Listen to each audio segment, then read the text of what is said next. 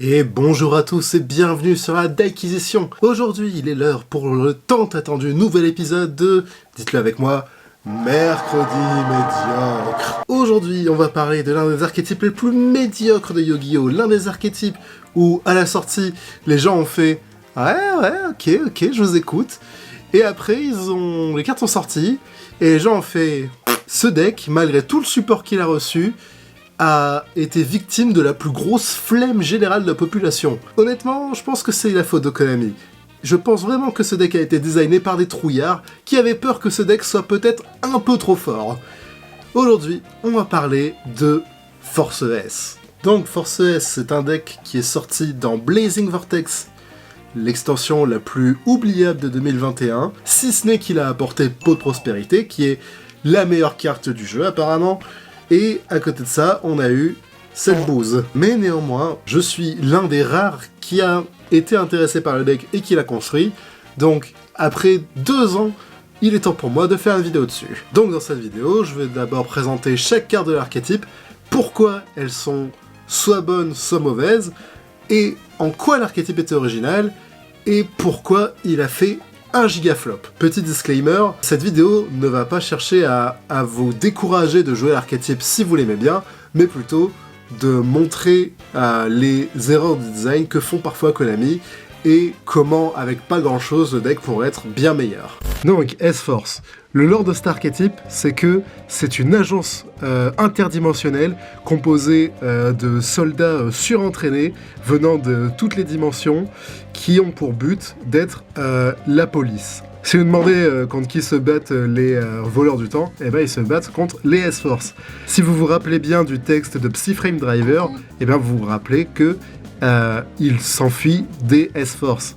Il se trouve que Masquerina est également dans ce lore. Ils élaborent pas beaucoup, mais Masquerina a un lien très rapproché avec ce lore, et en particulier avec Rapace Yomaru. Ce deck a également son mode solo sur Master Duel, sauf que bon, le lore sur Master Duel il se résume à Rapace Yomaru qui fait la visite guidée de la base secrète. Vous voyez, lui c'est mon boss, il est super mystérieux, et voilà. Et moi, by the way, je suis ninja, et lui c'est mon mentor. Et on a une boutique souvenir si vous voulez. Si c'est avec leur boutique souvenir qu'ils ont financé leurs équipements, ça explique beaucoup de choses. Bref, parlons cartes. Donc évidemment, Rapace Yomaru, c'est la starter du deck, sauf que comme elle pouvait pas être normale, pour spé du deck, elle doit passer par 3 étapes. Étape numéro 1, bannir une carte de sa main. Étape numéro 2, se renvoyer en main. Étape numéro 3, invoquer le monstre du deck. Ok, et si vous trouvez que c'est un effet un peu bizarre, ben accrochez-vous parce que S-Force c'est que ça. Aussi, un autre truc, c'est le principe des S-Force, c'est que le gameplay de ce deck, c'est la police. Ce qui se résume en gros à ça. Hop, un peu, mais pas trop, hein. Dis donc, je vous connais, mais moi aussi je me connais. Oui, mais non, je ne suis pas sommelier, messieurs, dames. Ceci est une descente de police. Je m'appelle Steve McFarlane et vous êtes tous en état d'arrestation. Imaginons que il y a un monstre dans la colonne face à un S-Force. Et bien à ce moment-là, tous les S-Force que vous contrôlerez appliqueront un debuff aux monstres qui sont dans la même colonne qu'eux. Donc par exemple, Rappa par exemple, elle dit que les monstres dans les colonnes des S-Force ne peuvent attaquer que les monstres en phase 2. Du coup, voilà, il y a plein de petits effets de debuff comme ça qui s'appliquent plus vous avez de S-Force sur le terrain. Donc c'est un style de deck que j'aime bien, qui se base sur l'union c'est la force. Donc vous allez avoir plein de monstres sur votre terrain pour faire une muraille et empêcher votre adversaire d'avancer. Le souci, vous allez le constater plus tard. Le deuxième qui s'ajoute à notre armée, c'est Fil Tranchant de la Force S, qui est extrêmement stylé, et vous dites « Ouah, avec un design pareil, ce monstre ne peut être que trop fort !» Son effet, c'est Goblinberg. Quand il est invoqué normalement, spécialement, on peut invoquer un S-Force de notre main, ou aussi les monstres dans les colonnes des forces S ne peuvent pas être utilisés comme matériel lien pour des liens de minimum 3. Oh, attends, c'est quoi SP Little Knight? Ensuite, le prochain, c'est rétroactif de la force S. Et rigolez pas, c'est l'une de nos meilleures cartes. Et c'est quoi ses effets? Eh ben, lui aussi se met de la main, en se renvoyant lui-même en main. Non, je vous jure qu'il est bien. Parce qu'après, si on devrait bannir un S-Force de notre main pour activer l'effet d'un S-Force, eh bien, il peut se bannir depuis le cimetière. Et dans la main, il peut servir de matériel lien pour invoquer Justify, par exemple. Mais pas notre lien 1, parce que ça, c'est trop demandé. On peut pas faire de lien 1 depuis la main. God damn it. Mais en gros, ce qui est intéressant avec lui, c'est que non seulement il ressemble à Avos, mais en plus, en fait, il va faire un peu tout le tour du terrain. Et en fait, c'est une ressource qui nous revient tout le temps. Il va passer de terrain, main, cimetière, banni, terrain, main. C'est l'un de nos meilleurs assets. Ensuite, on va parler d'une bonne carte pour une fois. Gravitino de la force S. Lui, il est super cool parce qu'il dit que quand il invoque normalement ou spécialement, il peut ajouter n'importe quelle carte S-Force du deck à la main. Alléluia, un chercheur de niveau 5. On peut pas vraiment se permettre de faire la fine bouche en ce moment. Aussi, il a un super effet qui dit que les monstres dans les colonnes des S-Force sont bannis quand ils quittent le terrain. Ce qui veut dire que si vous avez 5 S-Force présents sur le terrain, vous aurez réussi à recréer Fissure Dimensionnelle. On fait avec ce qu'on a. Ensuite, Platina. Platina qui est une femme de grande beauté, qui dit que lorsqu'elle est invoquée normalement ou spécialement, elle peut respect un S-Force banni. Et ça du coup, c'est très pratique quand on a autant de cartes qui aiment se bannir. Aussi, elle donne un debuff de 600 d'attaque aux monstres dans les colonnes des S-Force. Alors, rigolez si vous voulez, mais 600 de debuff, ça peut vraiment faire une différence dans beaucoup de situations.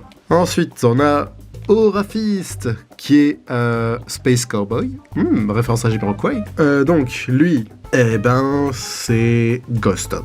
Lorsqu'un monstre de la colonne de S-Force active son effet, on peut bannir une carte S-Force de notre main pour détruire le monstre. Et aussi, l'adversaire peut cibler aucun des monstres de la même colonne que des S-Force avec des effets de cartes. En vrai, c'est clairement pas la pire carte ever, mais les effets de nerf des S-Force, ils empêchent pas complètement l'adversaire de jouer. Genre Gravitino, il est cool, parce que les decks qui ont besoin du cimetière, bah, ça les emmerde d'être bannis, mais c'est à peu près tout. Ensuite, nous avons Lepswell, qui est un Monster Reborn, quand il est invoqué spécialement, et aussi, il peut bannir une carte S-Force de notre main pour détruire tous les monstres dans les colonnes que les monstres S-Force. Le souci de cet effet, c'est que c'est un effet lent. Et honnêtement, encore une fois, c'est vraiment pas dégueu, mais si c'était un effet rapide, ce serait tellement mieux. Genre, vous imaginez avoir accès à un board wipe dans ce deck? Vous vous rendez pas compte. Ensuite, on a le Dogo Dogtag. Il s'invoque de la main si l'adversaire invoque un monstre, tant qu'on contrôle un S-Force. Et là, vous vous dites, ouais, un extender, hâte de voir c'est quoi son effet Floodgate.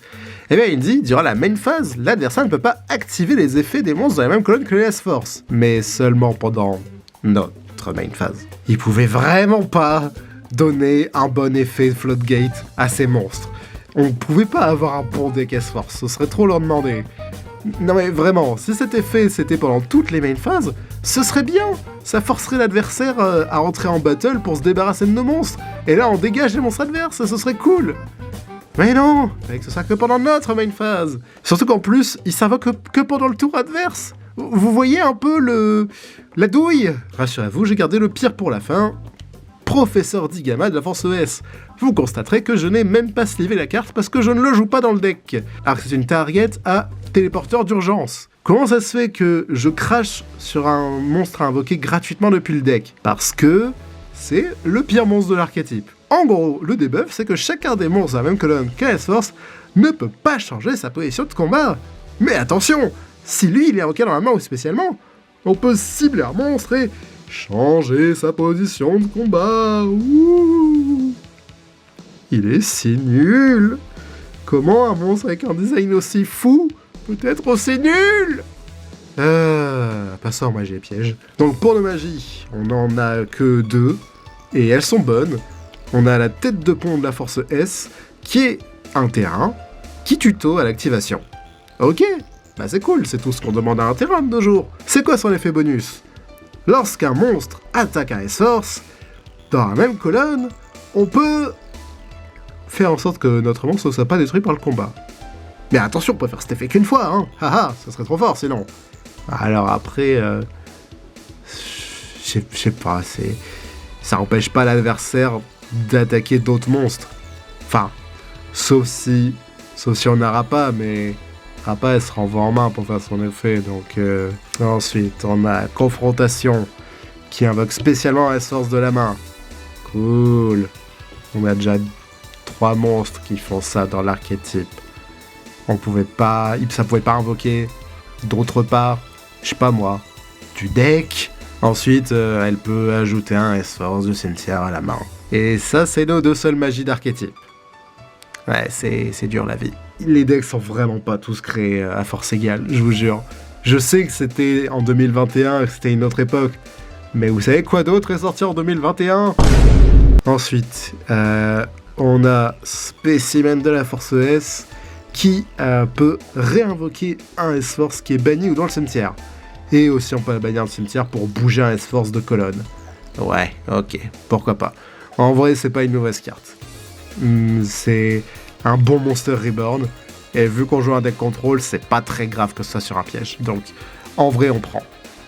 Et ensuite, on a Poursuite de la Force S, qui est la meilleure carte de l'archétype, parce que c'est leur vraie bonne interruption, qui dit qu'on peut cibler autant de monstres contrôlés par l'adversaire qu'on contrôle de monstres S-Force, et on peut les renvoyer en main. Alléluia, un compulse amélioré. Et surtout qu'en plus, si on a Gravitino, les monstres ils sont bannis et pas renvoyés à la main. Et aussi, elle a le même effet de rétroactif qui dit qu'on peut la bannir de cimetière pour payer le coût d'un S-Force. Donc, très clairement, la meilleure carte de l'archétype, c'est un peu le powerplay du deck. Et ouais, on en a pas beaucoup. Et c'est déjà tout, hein. Il y a beaucoup de monstres S-Force, mais pas beaucoup de magie et pièges. C'est dommage, il pourrait y avoir plein de choses à faire.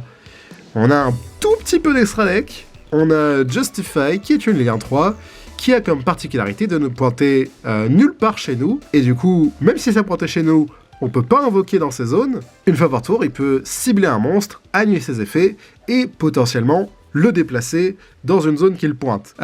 Donc en gros, quand un monstre active son effet sur le terrain, il dit « Toi, viens là !» Quand il combat, il peut dire à la damage step, je bannis tous les monstres que je pointe. C'est pas un mauvais boss monster, mais en fait, on galère tellement à placer des monstres sur le board qu'en fait, c'est pas très productif de l'invoquer. Encore une fois, nous, ce qu'on veut, c'est placer beaucoup de S-Force pour appliquer tous les debuffs. Et le truc, c'est que du coup, la Lien 3, elle va nous consommer beaucoup de ressources. Et il n'y en a pas tant de moyens que ça de les récupérer. Surtout qu'en plus, on sacrifie beaucoup de board présence pour un infini éphémère. C'est pas terrible.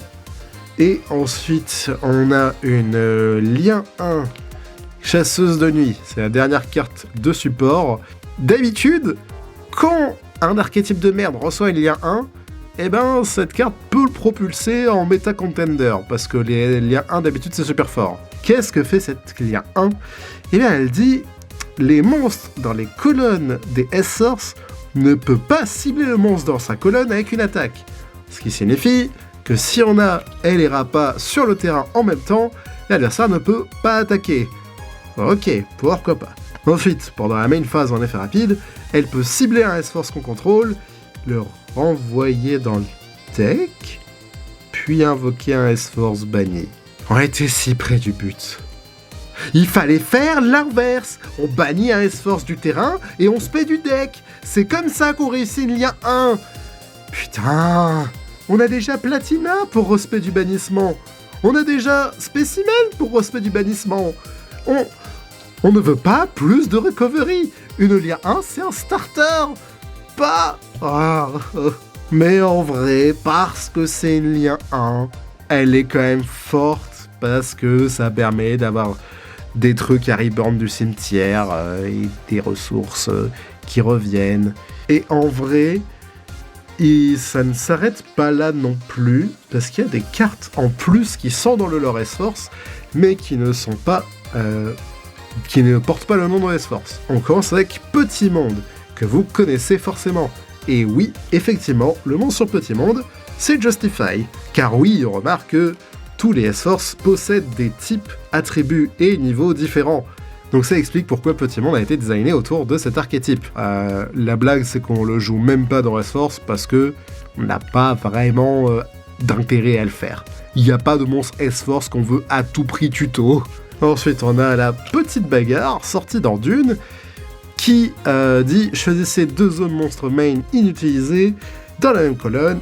On invoque spécialement un monstre de max niveau 2 depuis la main ou le deck en position d'attaque ou position de défense adverso dans une zone monstre main choisie, et l'adversaire peut faire de même. » Le petit souci avec cette carte, c'est que dans S-Force, on n'a que 2 monstres à invoquer avec cette carte, Rétroactive et Rappa, qui sont tous les deux des guerriers. Sauf que, en fait, il y a une carte qui est sortie il y a très longtemps, qui s'appelle Trèfle Solide, qui dit invoquer spécialement un guerrier de niveau 2 ou moins depuis le deck, sauf que là, l'adversaire, ça lui donne pas l'occasion de jouer Sprite.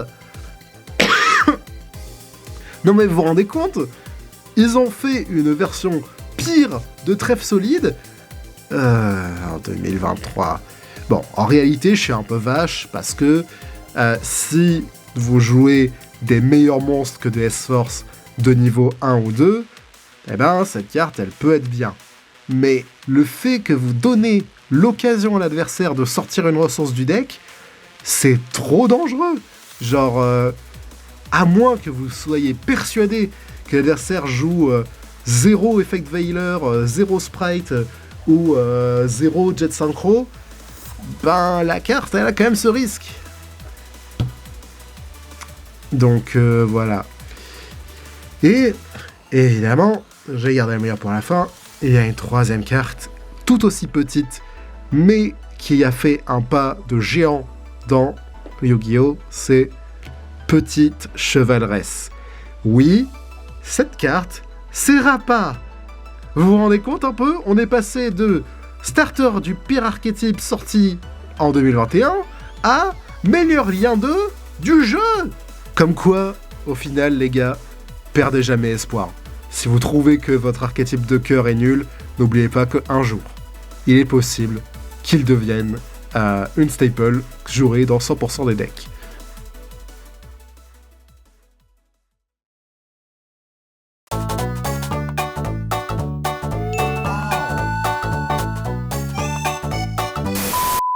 Ok, donc là je vais vous faire le petit deck profile des familles pour ceux qui veulent se faire souffrir. On va jouer 3 Rappa Shiomaru, qui est un 9 starter, donc pas le choix. C'est la meilleure carte à ouvrir en début de partie, accompagné de fil tranchant pour potentiellement spé un starter de la main, et rétroactive pour la même raison. Ça, c'est nos 3 combos starters, si on peut dire ça. Ensuite, nous avons évidemment Gravitino qu'on joue malheureusement x3. On n'a pas le choix, c'est le meilleur chercheur du deck, on doit le jouer x3, et mine de rien, ça va parce qu'il y a quand même pas mal de moyens de l'invoquer. Ensuite, on joue seulement 2 Platina, j'ai testé à 3, ça n'en vaut pas la peine. Généralement, ce qu'on fait, c'est que on invoque Rappa, on bannit Gravitino de la main pour invoquer Platina du deck, et Platina respecte Gravitino. C'est généralement comme ça que ça se passe. Ou bien, vous pouvez juste faire Norme Fil Tranchant, invoque Gravitino, et on s'en porte pas plus mal. Suite à cela, on va jouer 2 Aura-Fist, parce que quand même on n'a pas beaucoup d'interruptions, donc on en profite. Un Lapswell pour la recovery et potentiellement board wipe, et le Dogo, parce qu'on n'a pas beaucoup d'extenders dans le deck. Suite à ça, on va évidemment jouer les 3 têtes de pont, parce qu'il faut bien tuto un jour ou l'autre. 3 confrontations pour avoir de la board presence, un renfort de l'armée pour tuto notre Rappa Shiomaru ou notre rétroactive si on l'a déjà, 3 pots de l'extravagance parce que l'extra deck on sent, on a 2 cartes importantes de l'extra deck qu'on invoque parfois, donc bon, on s'en fiche. Si vous voulez, vous pouvez également jouer à Prospérité, mais je pense que avoir plus de cartes en main, c'est un petit peu plus important dans ce deck. Ensuite, pour les pièges, on en joue pas mal. On va jouer 3 Arcane Beyond Lewan, parce que si nous on peut pas jouer au jeu, autant empêcher l'adversaire de le faire. 3 chasses, parce que, encore une fois, c'est notre meilleure interruption. On la veut dans toutes les situations possibles et imaginables. 3 spécimens pour avoir de la board presence. Et 3 trèfles solides pour invoquer Rappa Shiomaru depuis le deck ou rétroactive. parce que leurs effets sont rapides, donc ça peut permettre de continuer à jouer pendant le tour adverse. Franchement, ne sous-estimez pas cette carte, elle est super dans ce deck. Pour l'extra deck, bon bah, on joue quand même 3 chasseuses de nuit, parce que bah, les liens 1 c'est quand même sympa. Genre, mine de rien, pouvoir envoyer un monstre au cimetière pour après le reborn, c'est utile. 2 Justify, bah, parce qu'on a quand même pas beaucoup de win condition dans le deck, donc on prend ce qu'on a. Une IP Mascarena et une SP Little Knight pour le lore. Et le reste, on s'en fout parce que, bah, très clairement, c'est le main deck qui a plus d'importance. On va donc jouer Geonatos Transversor parce que c'est trop fort. Appaloosa pour la même raison. Nightmare Unicorn. Et pourquoi pas le renoncer à Anima, tiens, tant qu'on y est. Et Dragon par feu. Et je sais pas moi, des Targeta Super Poli. Faites ce que vous voulez. Franchement, l'extra deck de ce deck, vu qu'on n'a pas beaucoup d'options, à vous d'en rajouter. En tout cas, j'espère que cette vidéo vous aura plu. Abonnez-vous pour en voir davantage. En attendant, très chers amis, je vous souhaite bien du bonheur, d'ouvrir des super cartes dans vos boosters, de bien réussir vos tournois. N'oubliez pas de prendre des douches, de bien lire vos cartes, et que personne ne s'attend à l'acquisition.